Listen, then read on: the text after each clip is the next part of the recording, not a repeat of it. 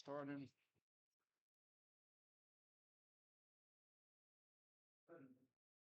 Keep an eye out on my possibilities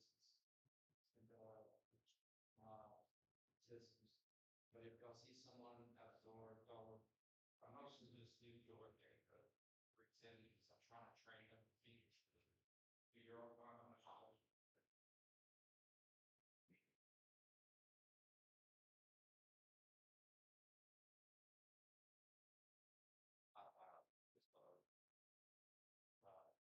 Just sent it to my wife, my kids, posted it on they call it a snap phase, the book room. It said, sorry for how I acted when there were multiple noises happening at the same time.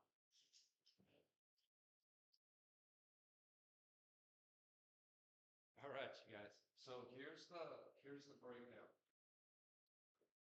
Apple, banana, strawberry, sledgehammer. We have the wrist joint. We have the elbow joint. We have the radiolar joint. We have the shoulder joint. We have the scapulothoracic articulation.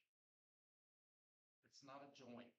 It's literally how the scapula flows. Now, ultimately, everything is connected here at our sternoclavicular, but the muscles that influence our upper extremities version of the pelvic girdle are mostly happening back here. Okay, so that's why we'll say scapula elevation, depression, protraction, retraction, up or down rotation, but it's not a true joint. In fact, you can't have a true joint when you have a muscle that literally lives in between. And I'm not even talking about scapular muscle. Remember, our subscapularis is literally deli meat in between two bones. You wouldn't have a muscle that's like inside your shoulder joint. So this is already a little different. The best view, in my opinion, because I made these, so I can have my skewed opinion on the subject, is instead of a transverse slice for the scapula, it's best to see the motion of the scapulothoracic articulation with a frontal view. A frontal view is a view from the anterior posterior. Okay. So looking at a frontal view, in essence, all we're doing is just looking at the back. Looking at the back. And to remind you of that, I'll put that spine right there to be able to say, okay, here's the spine, here's the right scapula. There's a little triangle that's not meant to be the whole scapula, but just once again to remind you I'm looking at a scapula, looking at a triangular type of bone here.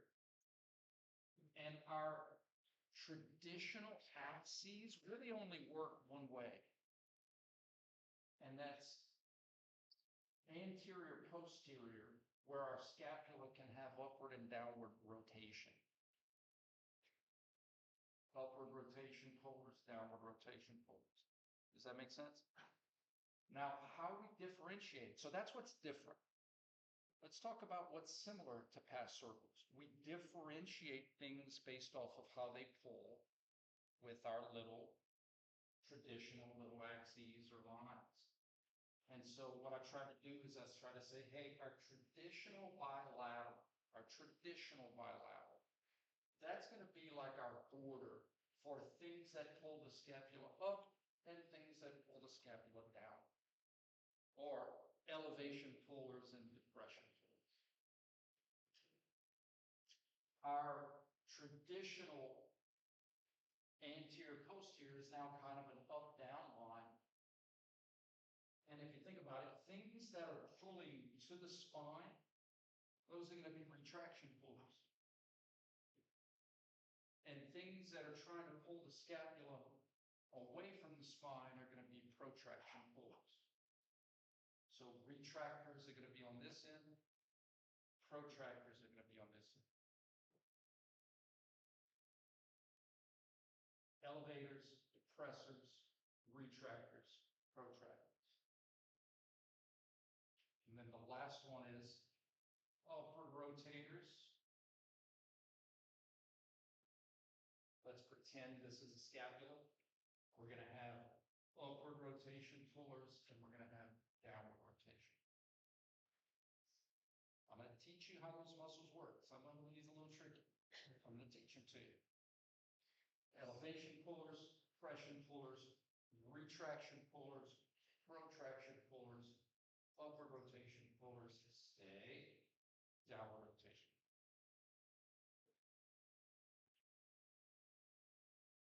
You couldn't see that if we did a cross section. You just couldn't see those things because it's not a traditional joint. Okay. Now, before I get into the specific muscles, I want to, oh gosh, extra lava. Love it. There are, Lord of the Rings could be a 20-hour epic, or it could be a 10-page children's book. It just depends on how much of the story you want to tell. Our story for the scapula are literally muscles that are pulling on the scapula directly. But there's more to the story that's kind of common sense. If somebody's laying down and I pull their arm down, like literally pull their arm down, I'm not pulling on their scapula, but wouldn't that pull their scapula into depression because the hand's connected to the forearm's connected to the humerus is connected to the scapula, and I'd be pulling in a direction. So some of your big, powerful shoulder muscles, the lats and the pecs, cross the scapula and are pulling down or forward on the humerus and thus pulling on the scapula as well. Have fun in graduate school applying, but we got to start somewhere, and I don't want to make it too overwhelming. So these are just scapular influencing muscles that are only pulling on the scapula.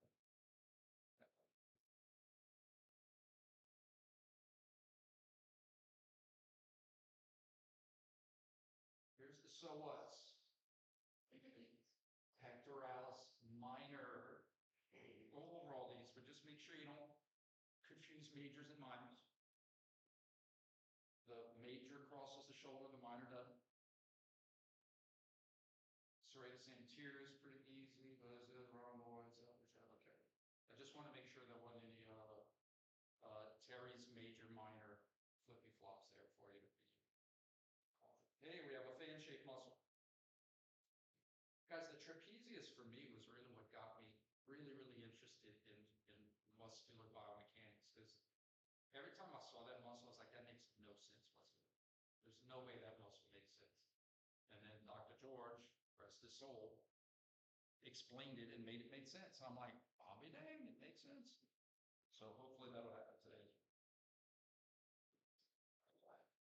So here's all these kind of muscles I've been doing when we start kind of looking at them all holistically.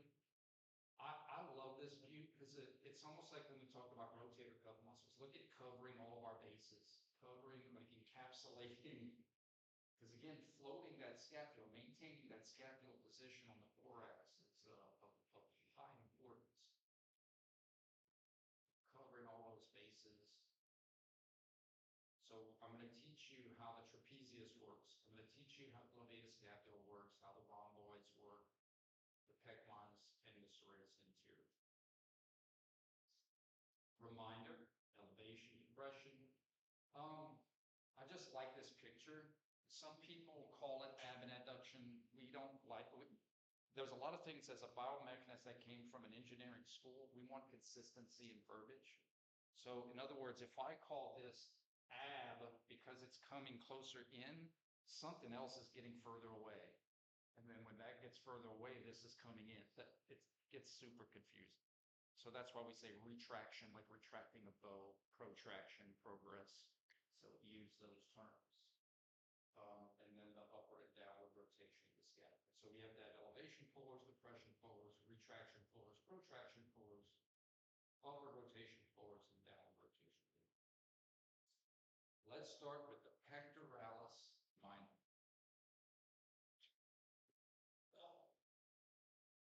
Guys, when people say pecs, that can mean a lot of different things.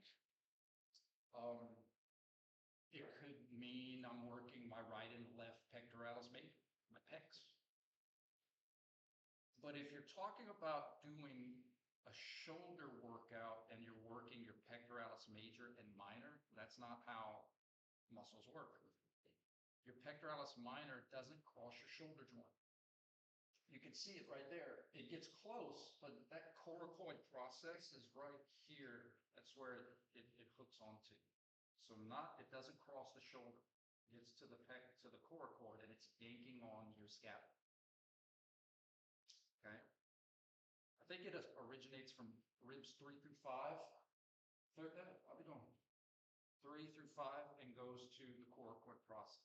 So if you're saying I'm working bench press and I'm working pecs, pectoralis major and minor, that's cool. Your major is doing shoulder stuff and your minor would be doing scapular contribution. You know, in other words, if you have the protraction pull of the assistance of the scapula. We have to separate those things because if you're stretching pec minor, you want to make sure you position scapula. How does it work? This is where I'm going to get paid the small bucks. I like to think of the scapula as a teeter-totter. Okay, I would like for you to think of it the same, except this is a very unique teeter-totter. In that, first of all, we know what a teeter-totter is. Do they still let you guys play with teeter-totters? They used to let us play with all kinds of dangerous things. Let's say this is the spine of the scapula. And in terms of a teeter-totter, I'm going to have some muscles that are trying to teet and some muscles that are trying to tot. I have no idea if that's the correct verbiage, but it sounds fun. Teeter-tot, teeter-tot. The scapula, the spine of the scapula, think of it as the teeter-totter board. But think of the coracoid process as an extension of that teeter-totter board. So the coracoid process is an anterior knob or hook of the scapula that allows front muscles that are in the front, to have better access of influencing the scapula, which lives in the back.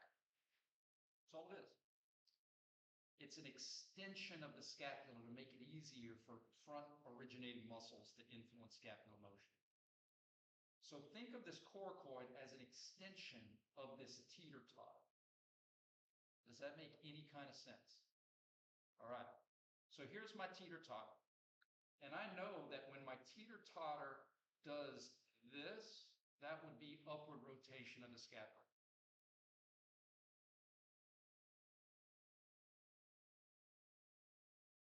Upward, downward, upward, downward. So far, so bad. Watch this. And I have to show it with my hands because this is screwed in to the ribs. I can't move the scapula, unfortunately. But watch this. If my pectoralis minor is pulling more on the lateral part of my teeter-totter, you see what I mean by that? When I upwardly rotate my scapula, the pectoralis minor is trying to pull in the direction of downward rotation.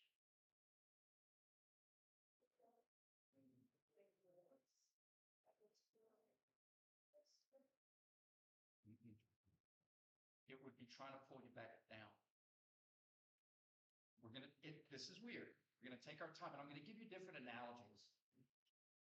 And I'm only talking about its scapular upward and downward rotation pull. We're going to get into the protraction pull, the depression pull. Those are the easy ones. I want to start with the hard. So the pectoralis minor comes from the ribs and attaches to this little hook, this little anterior hook of the spine.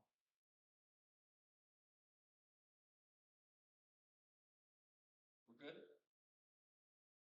The pull is not in an upward rotation pull. The pull is in a downward rotation pull. It's trying to pull down. So when you're doing, let's say you're doing, you don't mind if I was, but okay.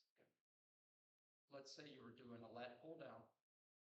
From the scapula's perspective, you would need downward rotators, right? To make the scapula downwardly rotate. The pectoralis minor is like,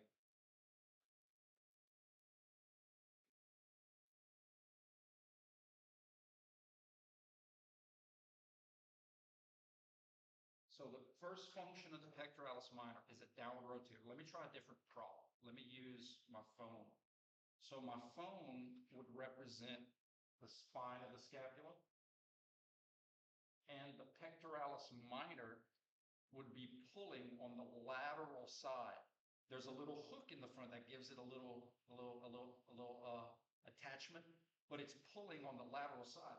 So if I upwardly rotate, so I'm here in anatomical, if I upwardly rotate my scapula, I'm stretching the pectoralis minor, and the pectoralis minor is pulling in a direction of downward rotation. I think it would be better if I gave my phone a little extension. So this remote control would kind of represent like the inferior angle of the scapula, like at the bottom, right? So here's the inferior angle of the scapula at the bottom. So when I upwardly rotate, the scapula does this. Downward rotation, upward rotation, downward. This would be my left. Upward, downward, upward, downward. Here's the pectoralis major. When I do upward, it gets stretched, and it wants to pull back down. It's pulling on the lateral side. The illusion is that it doesn't look lateral, what it is. Does that make sense? From here, it doesn't look lateral. But we can't look at it from here. We got to look at the teeter-totter like this. And when we look at the teeter-totter like this, that clip is very lateral, very on the outside. Upward rotation, pull, downward rotation.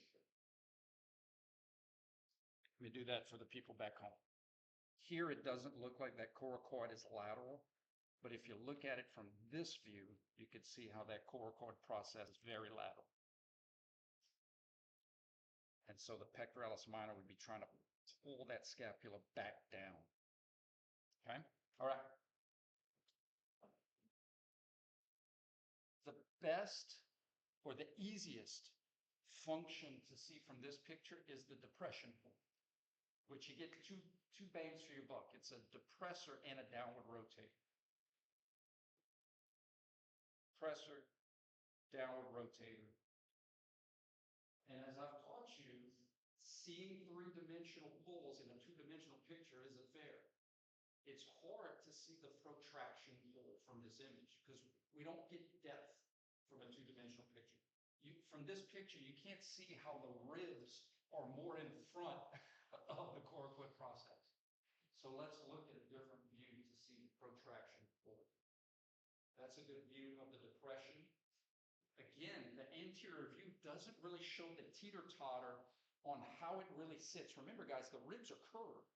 The teeter-totter is not sitting like this on the back. The teeter-totter is sitting like this on the back. Does that make sense? The teeter-totter is not here. The teeter-totter is there. And so again, you see that coracoid and you're like, that doesn't look like it's on the outside. It's like it is. It's on the outside of the scapula. It's on the outside of the scapula. Let me see if I can find this good anterior view of the pectoralis spine.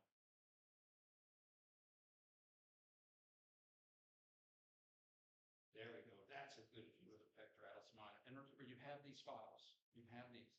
So from a side view, now we can see how these little slits come up from the ribs and have an X component pull. The Y is the depression pull, and the X is the protraction. Make sense?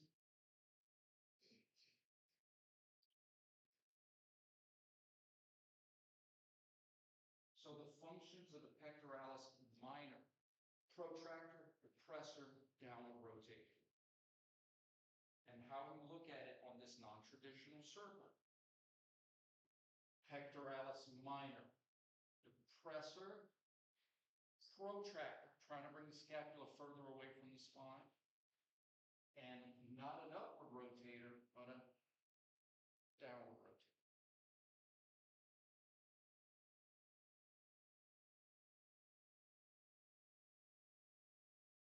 This is different, so I'm taking my time with any questions about how the pec minor pulls in those three directions of scapular motion.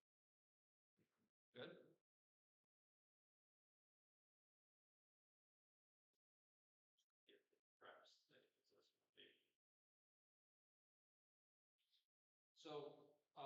superficial, so the pectoralis major is superficial, the pectoralis minor would be deep, so would this gastrocnemius stub. All right. Put on our thinking caps. Serratus anterior, famously known for people that are, how do the kids say, shredded? And you can see those little finger-like projections on the ribs for people that have low body fat or bodybuilders or fitness professionals. Those finger-like projections come off of the ribs. The ribs are finger-like, and that's where they're originating from, so that's why they're finger-like. And that's what serrated, never heard of a serrated blade on a knife? So these muscles start on the ribs. This book has a spine. This represents the scapula, but not like from the side, from this view.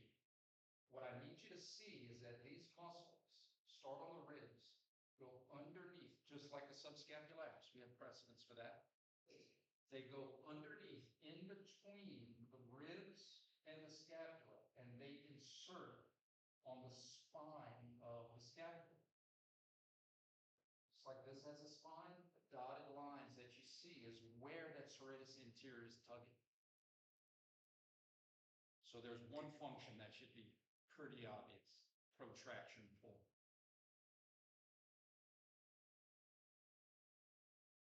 How many of you have ever seen someone do the party trick where they reach back and their scapula looks like it pops out like a clamshell? Or you've ever heard of scapular winging? It's because the serratus anterior isn't,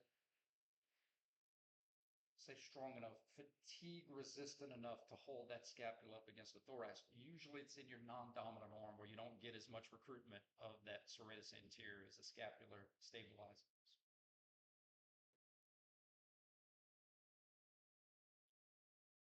Can everybody see the protraction pull?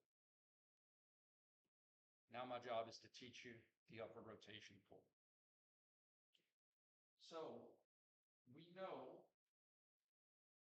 that fibers, muscles can recruit certain fibers of the fan.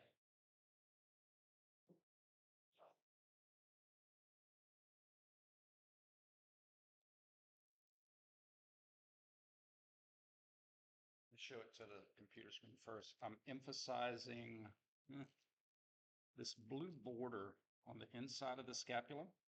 You're going to see this inside blue border. There she is, right there.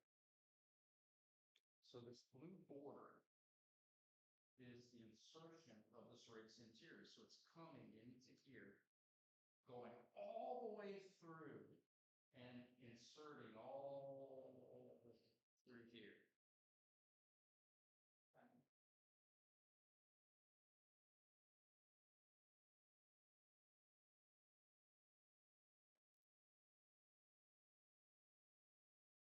All right. If you imagine an old Western movie where I used to watch The Lone Ranger, which is like a Western show, and the good guy almost always, they did this trick where the good guy would be riding the horse and he'd lasso the bad guy, and the lasso would fall down to his feet, and he would pull the bad guy with the rope at his feet, and obviously the bad guy would rotate like this. Oh, forgot Kim. Here's the analogy. Person standing up, rope falls to the bottom, rope pulls this way, person rotates back the other way. That's how I want you to think of the serratus anterior. The axis of rotation for upward and downward rotation is at the spine, it's at the top. When the scapula upwardly and downwardly rotates, the point of rotation for that is up at the top. So a majority of these fibers, too many for us to kind of say upper, lower, a majority of those fibers is trying to rotate the bad guy by pulling underneath axis of rotation in a direction of upward scapular rotation. In essence, axis of rotation roughly is around here. These fibers are coming through, not literally, I just can't fit my hands in between the scapula, but practically it's kind of the same. Everything underneath that axis of rotation is trying to do this to the scapula, pulling in that direction.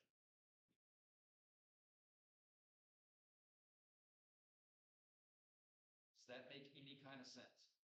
Again, practically, I mean, literally speaking, I'd have to get my hands inside the scapula and pull on this part, but practically speaking, it's the same pull. Upward rotation pull.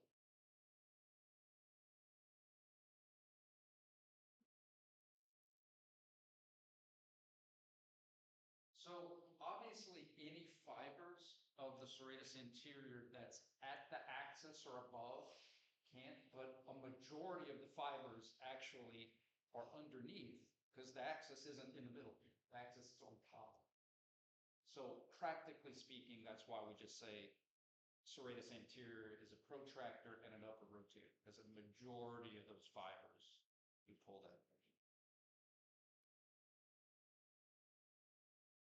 It's not like anterior and posterior delt where like you got these. Majority of those fibers are trying to upwardly rotate, so we just say it.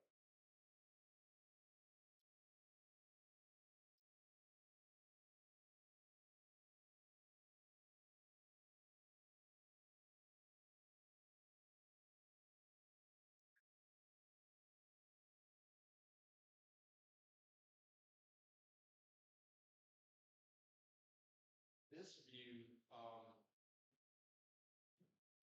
man, I tell you, sometimes pictures do it justice. This picture, you could see how, like, if that's the spine, there's the coracoid. From this artist's illustration, you'd be like, well, technically from this angle, all fibers are underneath the axis of rotation.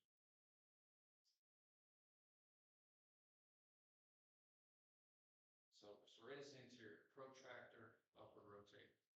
Any questions about serratus anterior function? So let's go to our circle and say there's our serratus anterior. No elevation or depression. Protraction, pull, upward rotation. That makes sense?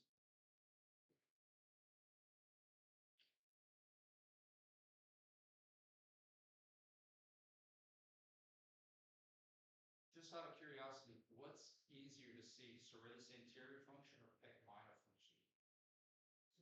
Serratus. Good feedback. I like this picture because it kind of ghosts the scapula and shows you how it's going underneath. All right, let's talk about the levator scapula.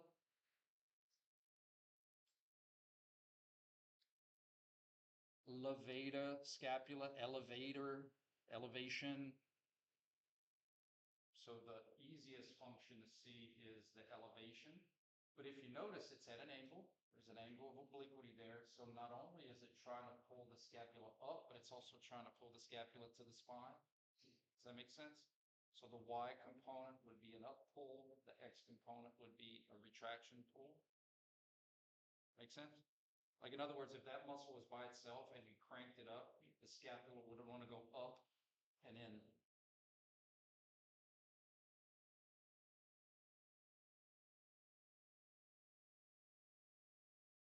All right.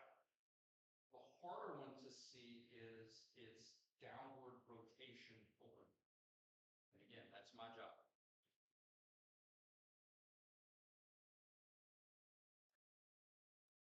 Go, buddy.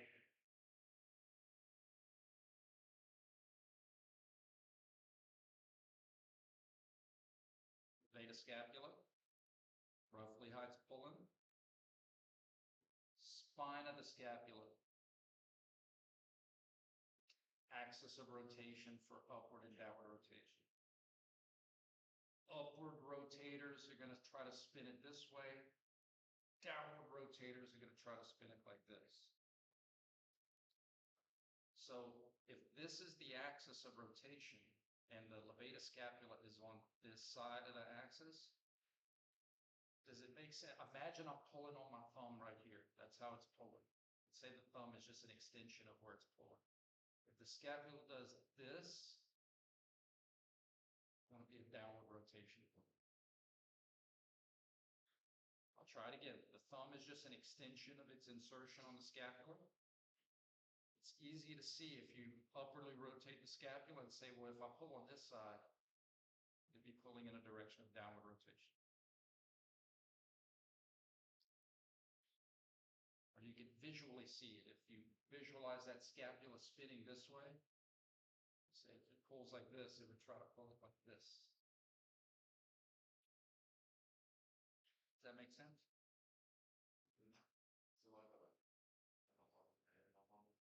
Well, muscles only pull. So, but it's hard to see its downward rotation pull in anatomical. So that's why I'm getting the scapula out of anatomical to really see. So let's say this is my left. I think it would work better if I said, hey, this is my left scapula. And my thumb is representing the line of pull of my levator scapula. It's hard to see how this would be a downward rotation puller. So what I'm going to do is I'm going to upwardly rotate the scapula to really emphasize that if I pull on that thumb, it's going to pull in a direction of downward. So I'm just doing this to emphasize the pull. Okay. You're wrong. And what we know about force couplings, levator scapula pulling on this end up, pec minor pulling on the other end down. Two different linears working together rotationally, stuff like that. But yeah, the reason I do the motion is because I think it's really hard to see it as is. So I'm giving it this so that you can imagine that pull.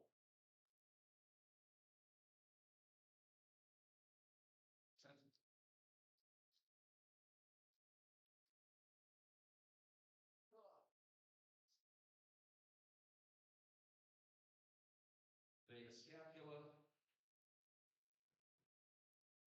Levator scapula, elevation pull, retraction pull, downward rotation.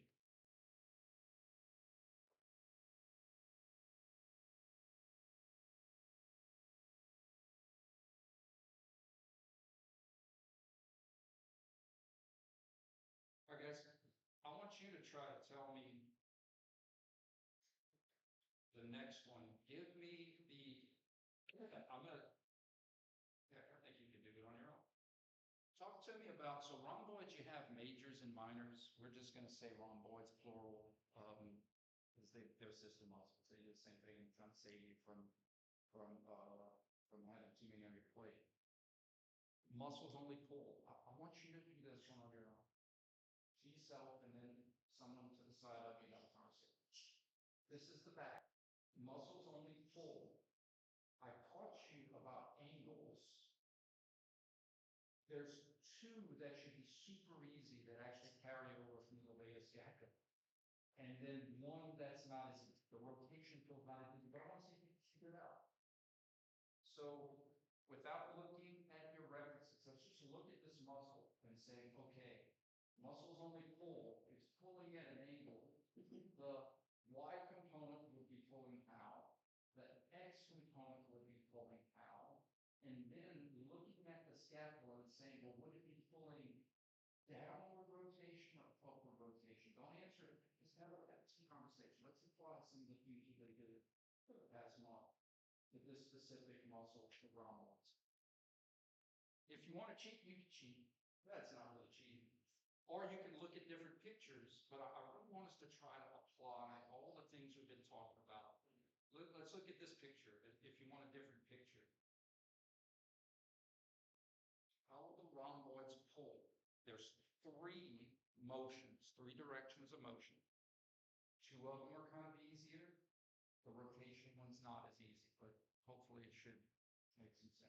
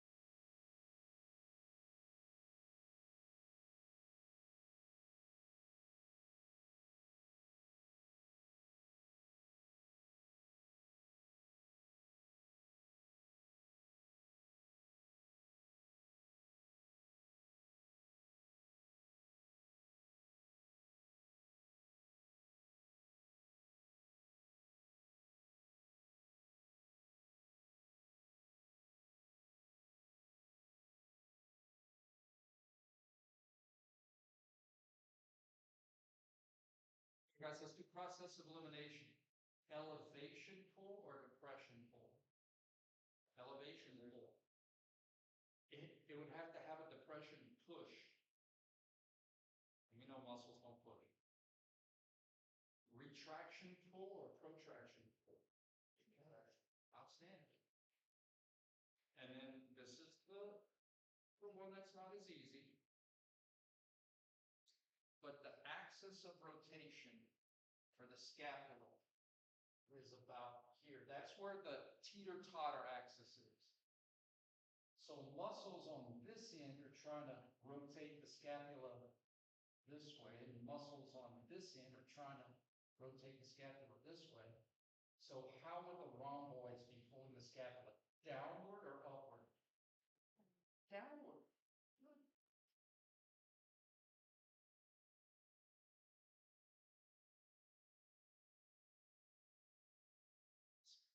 Rhomboid. So when you're doing, go ahead.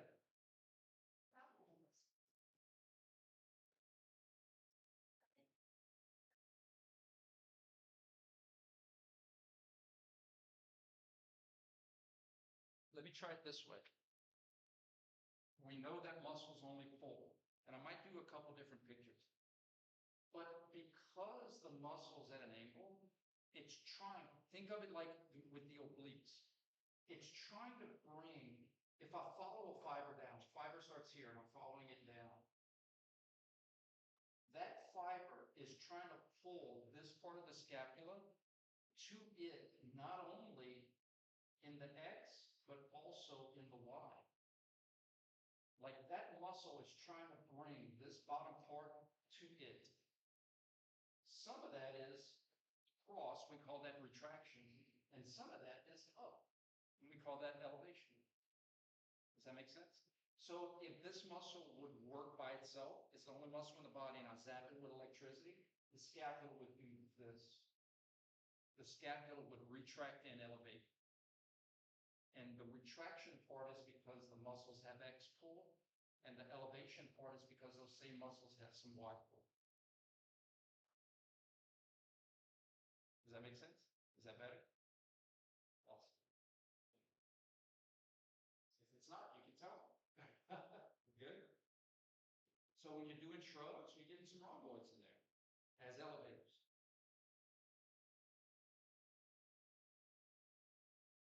Ah, say hello to my little friend.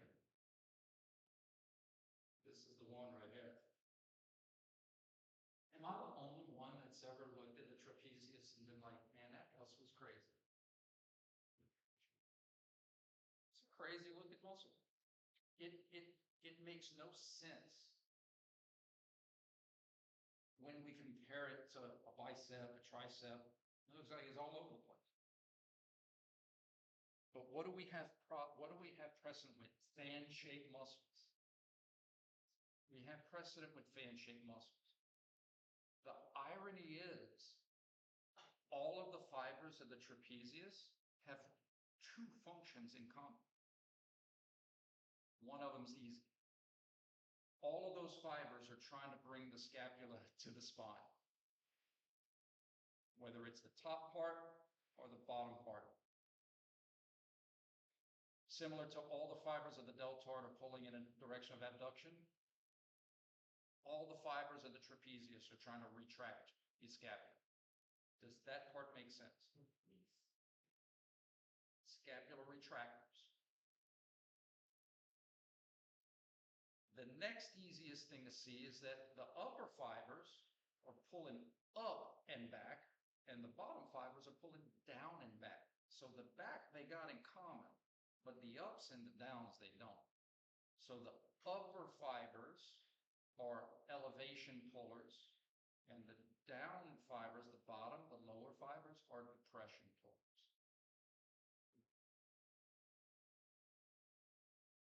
So going into our circles, I did the infamous red circling to basically say, hey guys, this is one muscle, but there are certain parts that have different pulls, different fibers, different areas. One muscle, but the upper fibers are elevation pullers and the downward fibers are depression pullers.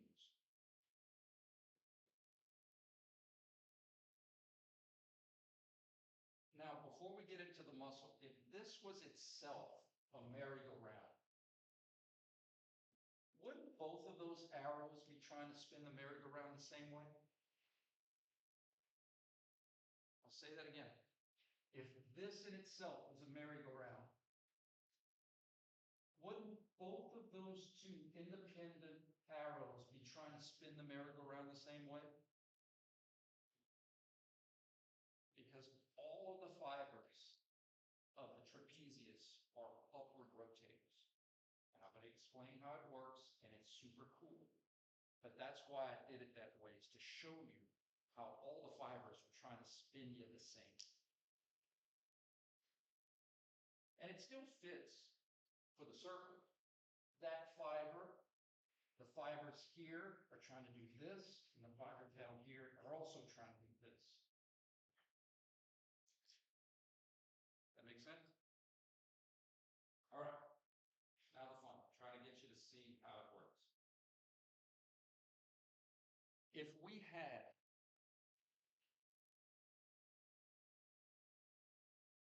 a chair, which we happen to do, tongue twister. Anybody live in Maurice area? Around Maurice?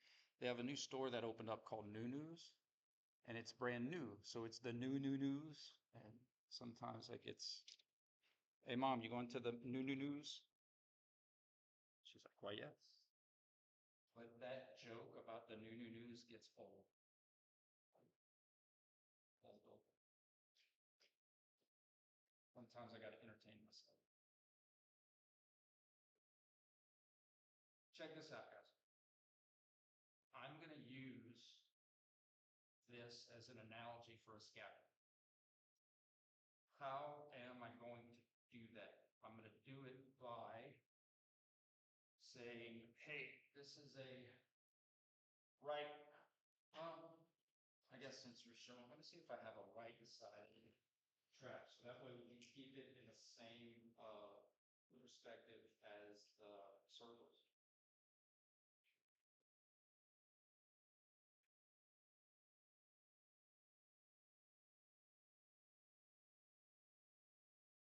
Insert idiot. Okay. So this is going to represent my analogy here. If I was trying to rotate this chair with what I taught you guys in 310, pure rotation. In other words, the chair rotates, but it doesn't go anywhere also, like it doesn't shift. It just stays in one place and just spins. I don't want to give just one force to the chair, because if I do this, it's going to rotate and shift. And if I do this, it's going to rotate and shift. The best way to spin that chair in pure rotation is to have a force couple. Two different linear forces that can cancel each other out linearly but work together rotationally. And that's how the trap is working here.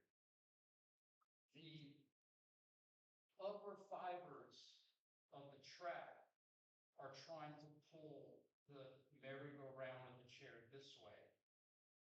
And the lower fibers are also trying to pull the chair and the scapula the same way, rotation. The reason they have different elevation and depression is because just like if I'm trying to spin the chair out, I want to have different linear forces. And sometimes I might need to just use the elbows when I need elevators or the downwards depressors. But when I'm trying to upwardly rotate the scapula, it makes sense that I want both of them working to try to spin. So the upwards are pulling in the same rotational direction as the downwards. That's kind of cool. But does it make sense?